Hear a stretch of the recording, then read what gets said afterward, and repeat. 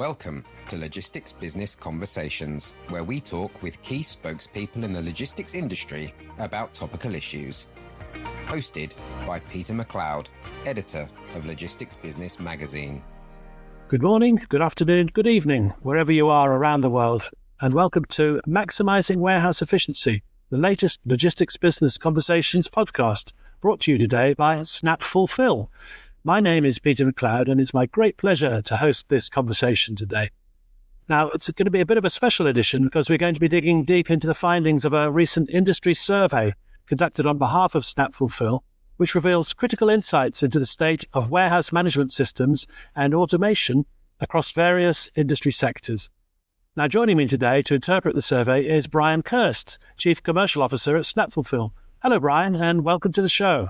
Thank you, Peter. Thanks for having me. Now, if you haven't already done so, may I suggest to you, the listener, that you download and read the survey before you listen to the rest of this episode, as Brian will be referring frequently to its findings. The download link is included in the show notes to this podcast, or else you can find it in the resources section of the SnapFulfil website. Now, Brian, before we get into the specific findings of the survey, perhaps you'd be so kind as to tell us a little bit more about the methodology behind it, its purpose, and its scope. Yeah, thanks for that question. So we decided last year to go out to the marketplace that we serve, mainly the warehousing space, that sector of the supply chain, and really get some good feedback from the users of and operators of warehouse management around what their expectations are, what are the trends, what's the landscape looking like, and what are those key challenges that they're experiencing in their warehouses. And that feedback for us is going to help drive a lot of the solutions we provide, as well as the customers we serve. So when I interview industry experts around the world, they always say, yes, we respond to our customers' needs. Half the time I have in the back of my head, well, no, you don't. You build stuff and you try and sell it. But I think in the case here of SnapFulfil, what you're doing is you're walking the walk, aren't you? You're recording what your customers' specific needs are, and then that's helping you to shape your future offerings. Yeah, and it's been a directive of the organization for a long time to really lean into our domain expertise. I myself come from a 3PL background as an operator and a former owner of 3PLs. So before coming to the software side, I actually was a user of WMS products, including SnapFulfil. And you'll find that throughout our organization where we really leverage our domain expertise and folks that really know the usability and the applicable nature of the software, so we can speak to our customers with some credibility. So going out with this market report, we're getting the feedback directly from both existing and future customers around what are their real needs in the WMS space, and what are their expectations from providers, not only WMS, but also those adjacent providers like automation and robotics. What are their expectations of what's going to be delivered to them over the next several years? So just to be clear, it's not just 3PLs you've been talking to. It's a broad range of your customers. That's correct. And really, 3PLs made up just about a quarter of the respondents to this survey. So we're seeing everything from retail distribution, e-commerce, healthcare, really across. Anyone with a warehouse and products was able to respond to this survey. One of the areas which I often come across when I'm talking to the industry is, the larger players. They've adopted the automation, the automated systems. They're well on top of that, and what they're trying to do is to improve their operations by degrees. But actually, sort of towards the bottom end, you've got the smaller SMEs, for example, 1 to 10 employees. They're quite difficult to reach. Have you managed to sort of include them into your survey here? We reached across the domain. So from the small SMEs all the way up to, your 1,000 plus operators.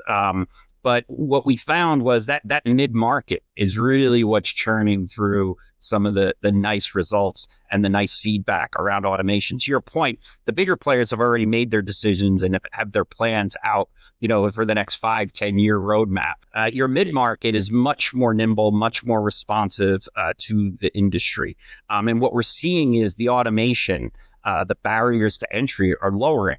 and coming down for that mid-market. So we're seeing more automation in the mid-market space. So operators with 1, 2, 5 warehouses are starting to deploy different kinds of automation within their operations. And those were some of the responses that we got. We received from this market report with about, a really large percentage. I think it was around 80% having an eye on some level of automation over the next 2 to 5 years. And again, sort of looking back over the years I've been involved in and writing about logistics, decisions about equipment used to be made, I wouldn't say on the floor, but certainly, at warehouse manager level.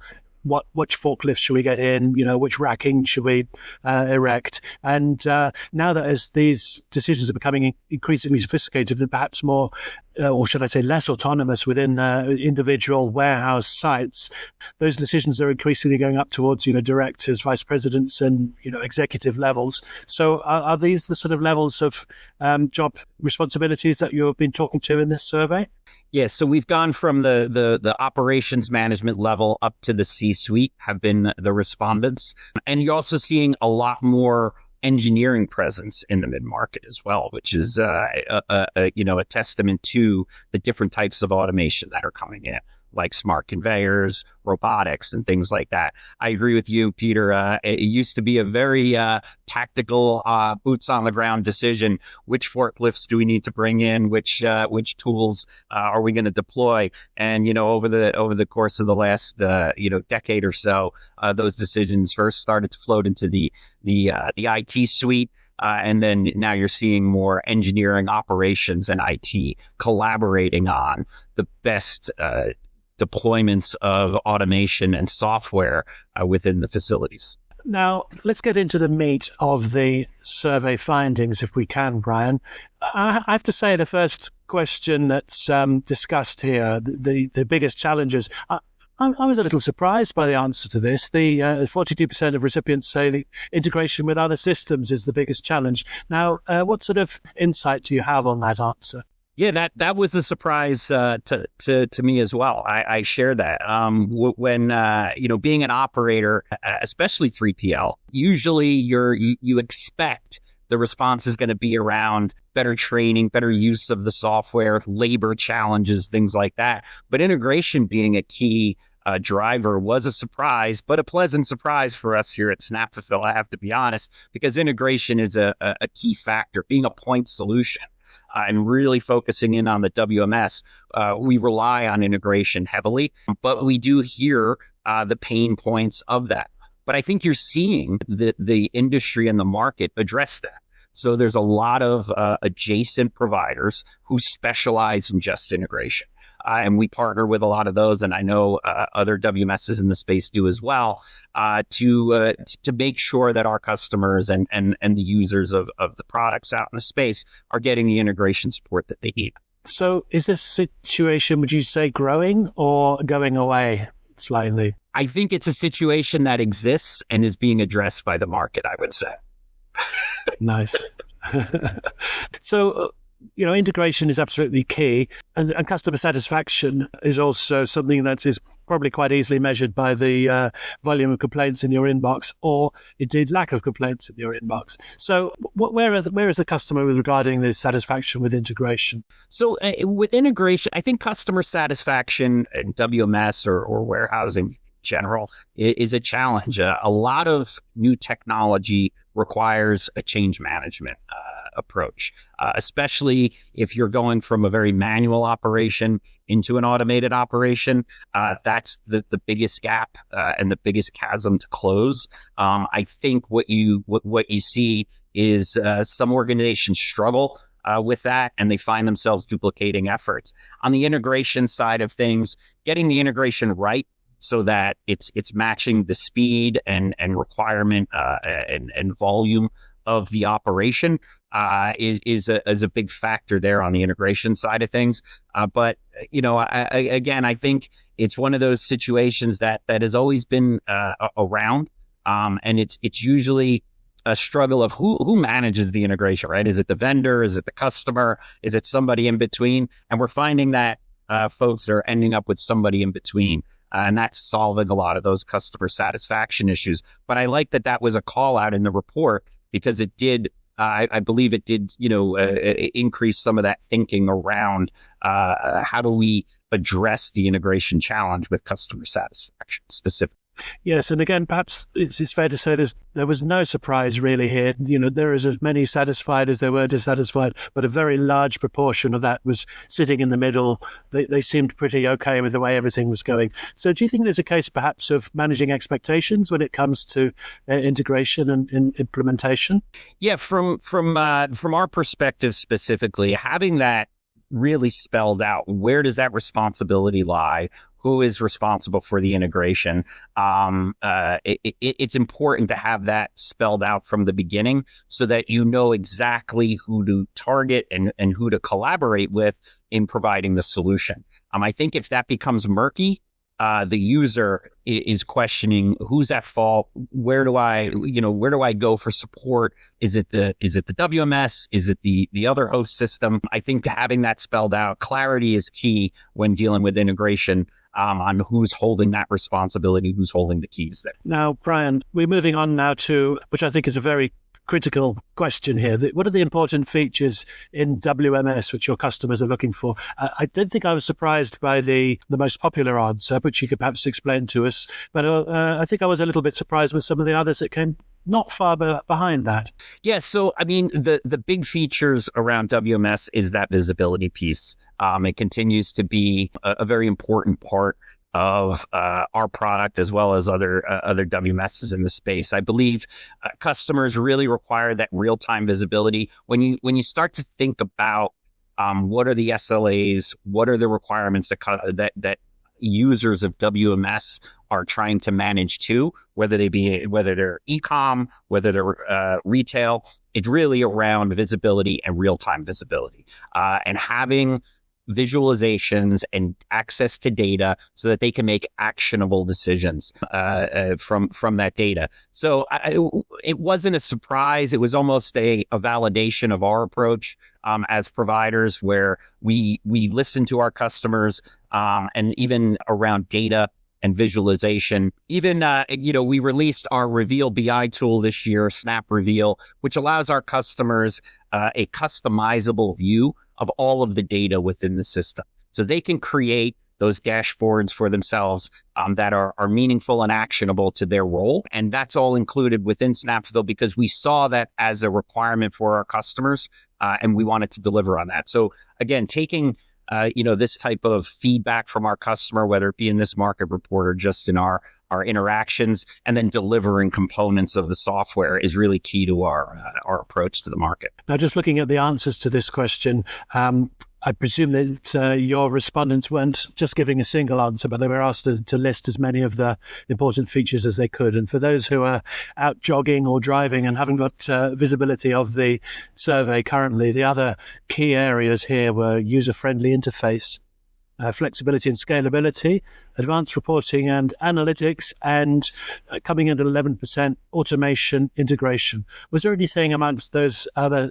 categories that caught your eye, Brian? Well, that ease of use, right? That the interface is a big area that is a focus. I think for a warehouse operator to be able to find data and to be able to navigate through a system, whether it be on a desktop or on a handheld device, making it intuitive is key to efficiency. So I think that area was one that, again, I felt pretty validated by for what we provide around the intuitive nature of our product, SnapFulfil. But having been an operator, that is key. Really having an ease of use product where you can easily train employees to add value, and you're not investing a lot of time and effort into a complicated system. Is really important to the efficiency gains of the operation. So that one was a good call out and a good validation of our approach. So looking at WMS features and automation, again, fascinating to me, and I'm guessing also to you, is the current level of automation that your customers or the respondents are reporting. Again, it surprised me, 10% totally manual and only 10% fully automated, or just under 9%. So again, anything there catch your eye? Yeah, I wasn't surprised by the 10% fully manual. We're seeing on a regular basis very manual operations now starting to move forward into an automated space, and usually that first step is on software. So to bring in some software to go a bit more paperless. So I think 10% is about the amount we see on a normal basis, where we're walking in and seeing a very manual operation. What I like to see is that number of automated warehouses continues to grow.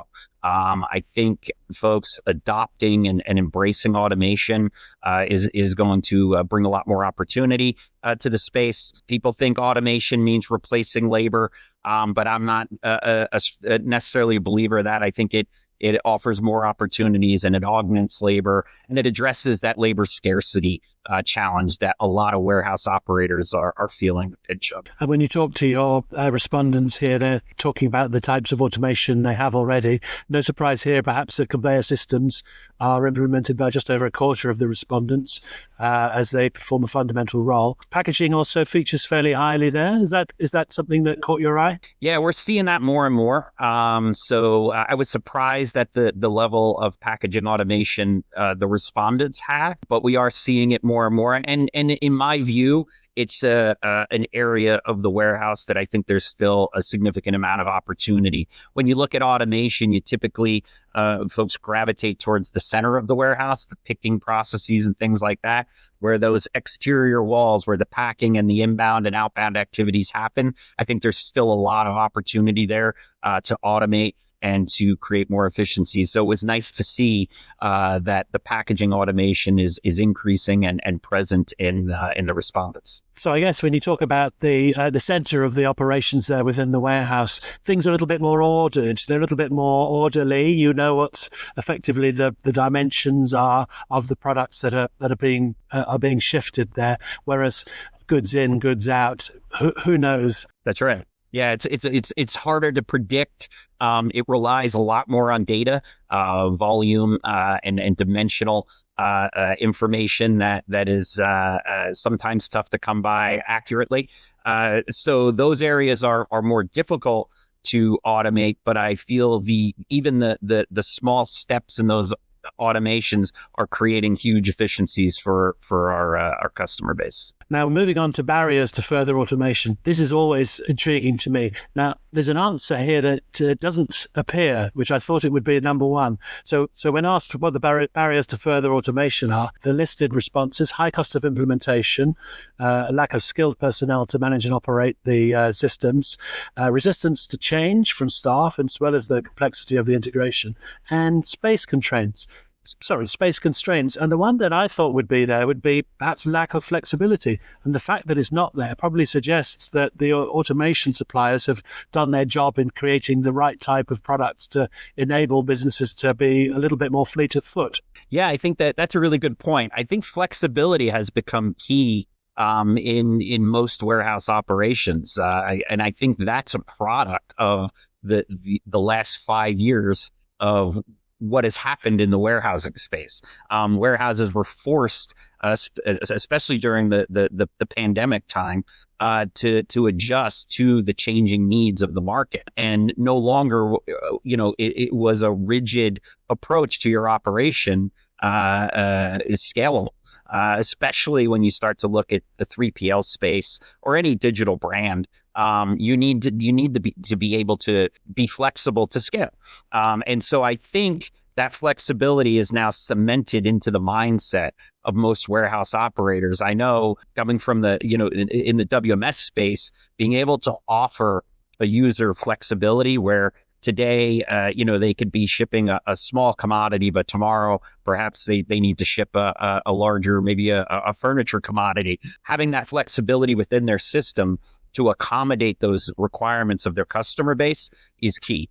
So I think it's become part of the mindset So not too surprised that it doesn't show up on a list of potential barriers. The next section is probably music to your ears. We're talking about anticipated changes in automation. Doing a rough bit of maths, 79% of businesses surveyed suggest they may be increasing their investment in automation over the next couple of years, whereas 18% are unchanged, 2% say a decrease. So this looks like the sector of intralogistics that's really booming. Yeah, and I think a lot of that has to do with, the lower cost to implement. The availability of a lot of different types of automation and technology. I mean, automation is such a broad kind of statement there. Could it be anything from deploying a new WMS to, bringing in AMRs? But what we're seeing is customers in that mid-market now have an eye on automation. And I think it's becoming more of a need than a want. It used to be, it would be nice to have a pick-to-light or nice to have some conveyor. Now you really need to have it, not only to be competitive, but to be efficient. And again, it continue to address those challenges of our industry around speed to delivery, speed to value, labor scarcity, and labor challenges. If you want to be competitive and you want to continue to grow and thrive in the space, you have to embrace automation to some level. Conscious of how long we have to talk about this topic, I'm going to skip through the benefits of automation very quickly, just to say that the respondents say increased productivity, improved accuracy and order fulfillment, and faster processing times and enhanced scalability are all benefits that they feel that they're getting from their automation, which is tremendous. It's exactly what we kind of expected, I imagine. Now, moving on to software integration insights. What are the types of software integrations that your respondents are implementing? Yeah, so primarily we're seeing the upstream integrations into ERPs and e-com channel platforms and things like that, but more so downstream into the automation. We're seeing customers require those integrations into things like smart conveyor or pick-to-light systems, and then those goods out systems as well. Rate shopping and transportation management, we're seeing a lot of integration work being done there, but mainly in that within the warehouse, integrating those core systems together, those systems that are driving the products through the warehouse. That's where we're seeing a lot of integration. We developed a solution called SnapFulfil, which takes those integrations and orchestrates them so that the systems are all working in a conversational manner. So that's a solution that, again, from the feedback, we weren't surprised at the integration feedback, and we do have solutions in place to address those. Your customers talk about frequency of, or should I say the respondents talk about frequency of client integration requests. 52% of respondents indicate that clients request integrations sometimes, 26% very often. What can you use that data for? What does that tell you? Well, again, it goes to, what types of integrations are they requesting? When a client requests integration, if it's a bespoke integration, something highly customizable that requires development work, that's usually very disruptive. But what we're seeing is those integration points are typically repeatable. Again, ERP solutions that are out there like a NetSuite or something similar, and all of your common e-commerce channels and storefronts. Those, as long as you're prepared for that and they're not bespoke, you can accommodate them. What we're seeing is some bespoke integration points, again, external systems, host systems, and downstream newer platforms that are coming out that haven't been seen before. But those are being addressed with some really great tools in the space, as well as, being able to deploy and understand what those integration requirements are. And the survey asked, when a new integration is required, where does the responsibility for its development and funding lie? Is there such a thing as an industry norm? I mean, it's 46% shared responsibility. Is that kind of the norm? I think that's the desire. Right. I don't think there is a norm. I think It all depends on the customer relationship, to be honest. I think the expectation of a WMS to integrate with any system is a bit high. I think the expectation for a WMS to integrate to complementary systems is more realistic, and that's where we start to get into the shared responsibility and then ultimately who is responsible. But I mean, it is, I think it's going to be an endless question. I attend conferences all the time, and that question comes up quite often on just a raise of hands question in a room of who thinks the vendor is responsible for all integrations. And it's interesting to see the split of the hands that come up from procurement to the operator, to the vendors. So it's always an interesting question. I imagine it does. I imagine it always triggers an interesting debate. Client requested features from a perspective of 3PLs. So what are the most frequently requested and valued features from that side of the business? From a 3PL? Yes. Yeah. So 3PLs typically want flexibility. That's their driving, request, and really what drives their ability to grow. If they could be flexible with their system, they're going to be able to accelerate their sales ultimately, because they'll be able to take on clients. They don't have to specialize. They can be somewhat commodity agnostic.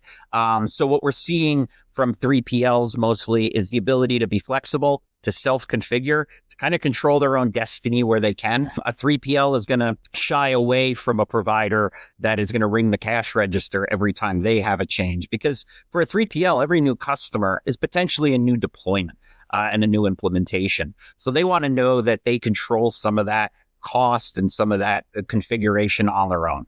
So the big request from 3PLs has always been flexibility and less restrictive, deployments. Brian, I've got some good news and some bad news for you. The good news is when it comes to satisfaction with transparency and visibility, 48 plus 17 plus 15, that's almost 3/4 on the satisfied stage. But that also means that around about a quarter are not satisfied. So what are we going to do with them? Well, we have to keep increasing. We really got to keep the lines of communication open and continue to reach out to the industry the way we have and do these surveys. And then continue to offer more transparency and access to data for our customers.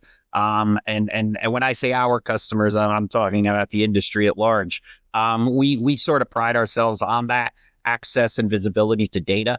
Again, recognizing that we are a point solution, access to our data is key in managing those external systems that are working with SnapFulfil. So continuing to offer that transparency, that access is important. Now, occasionally on Logistics Business Conversations, I ask my guests to get out the crystal ball and tell me what they believe the future of the industry will look like. I think you've got a little bit of a help here, because one of your questions is talking about what your respondents want to see in the coming years. So perhaps you could talk us a little bit through some of those findings. Yeah, so I think, labor is still a big issue, is still a big question around the future of our space. So continuing to put forth solutions that not only, again, it's not about replacing labor, but utilizing labor in an effective way, especially amongst labor scarcity, because I think labor cost is always a thought, but labor scarcity is becoming a bigger challenge as warehouses need to go closer and closer to the consumer. The availability of labor becomes more and more difficult. So presenting and providing solutions that address that challenge, watching the costs and the rising costs of things is on everybody's mind. So being able to address that in a meaningful way is going to continue to be a trend, going forward, and just continuing to deliver on the expectations that our clients have and our customers have, and our potential future customers. I think everybody is focused on speed and getting things delivered quickly, and we want to make sure we're doing that. Not only with speed, but with quality. I think that's the way you worded that is ideal in a way, because the next question is, what are the desired new technologies or systems your customers would most like to implement? And I always think, never ask the customer what they want, because they don't know. They know what their challenge is, and it's up to you, the industry or the suppliers to actually implement and suggest to them what they do want. But it is interesting to see they believe automated robotics is a frequently mentioned solution that helps them boost efficiency cut their errors and just get everything moving faster right through to deliveries. And also pick-to-light systems. It seems to be identified there's still a little bit of a bottleneck there when it comes to getting warehouse operations moving at a decent pace, or at the pace they want it to be moving at. Yeah, I think really the way I look at the automation space is there's no silver bullet, right? I don't think you can deploy robotics, an AMR solution and your warehouse is going to run efficiently. It's really finding the right mix of automation solutions, from some smart conveyor to AMR, and I think light technology is still an important part of the automated journey. So having a combination of a few different technologies is going to yield the greatest result, and then keeping the focus on those outer walls there of your goods in and goods out. Continuing to find ways to effectively automate those processes is going to keep any of these operations ahead of the game. Now, we're going to be a little bit less specific about some of the questions now. We're going to look at some of the consolidated findings. So around the sort of challenges and opportunities with WMS, I think we've already covered the fact that the integration being by far the most significant challenge came to us as perhaps a little bit of a surprise. If you break that down a little bit, was that more so amongst specific industry sectors? Yeah, integration points are always a challenge with 3PL because they serve so many different customers and require a lot of different types of integration. When you go into a first-party warehouse or a brand, they usually have their integrations pretty locked in. They have their providers, so it's a short-term pain that they manage through. And if the integration is done well, it's something that's maintained. But with a 3PL, there's a constant need to always be looking at integration. So that pain point is pronounced more so in the 3PL space. And the respondents have a growing demand for advanced features. What are some of the areas that they would like to see more of? Yeah, everybody's focused on data. So where they get their real-time inventory tracking, visualization of data, those areas are really important to operators. It's helping them make decisions more efficiently, more quickly in the warehouse, and those decisions are very impactful. So giving customers control of that data and the ability to modify and configure those visualizations in ways that are meaningful to their operation is key. And again, out of that, advanced features, just usability and user interface are a talking point. Very timely for us. We didn't plan it at all, but we did announce an updated UI this year. So we felt it was good timing that was an output of the report that we launched our new UI in 2025. Nice timing indeed. Now, when it comes to automation, whilst we did discuss the fact that almost 80% of respondents are increasing their automation levels or expect to increase them over the next couple of years, cost is still a big issue. That'll never go away, will it? And it just, today, to me, it feels like cost pressure is as great as it's ever been. Can you give us a sort of a bit of a take on that? Yeah, just when you would think that some costs were coming down on the automation side of things as more automated technologies become available, you see cost pressure from other areas like we're seeing in a geopolitical nature. So costs will still continue to be a challenge for warehouses to automate. But on the other side of that, the cost savings and the ROIs are shortening. So I think there's still a really good case to make those investments and pursue automation for a lot of these operations. I'm going to wrap up this with a quick discussion about the path forward. We've talked about the challenges, we've talked about the opportunities, we've talked about ways in which SnapFulfil can partner with its customers to help them to make their businesses more efficient, manage their costs, manage the challenges that come with all the geopolitical madness that's around us as well. But I think, the overall, for me, the overriding positivity out of this is that there's a real hunger for automation. There's a real need, there's a real wish for businesses to embrace the opportunities that are coming their way, which we didn't see 5-10 years ago. So how would you kind of summarize what your survey has revealed? Well, I think it is definitely, you're right. The automation journey for a lot of mid-market operations, warehouses, 3PLs specifically. That journey used to be something that was very much a fantastical in nature, whereas now it's much more attainable.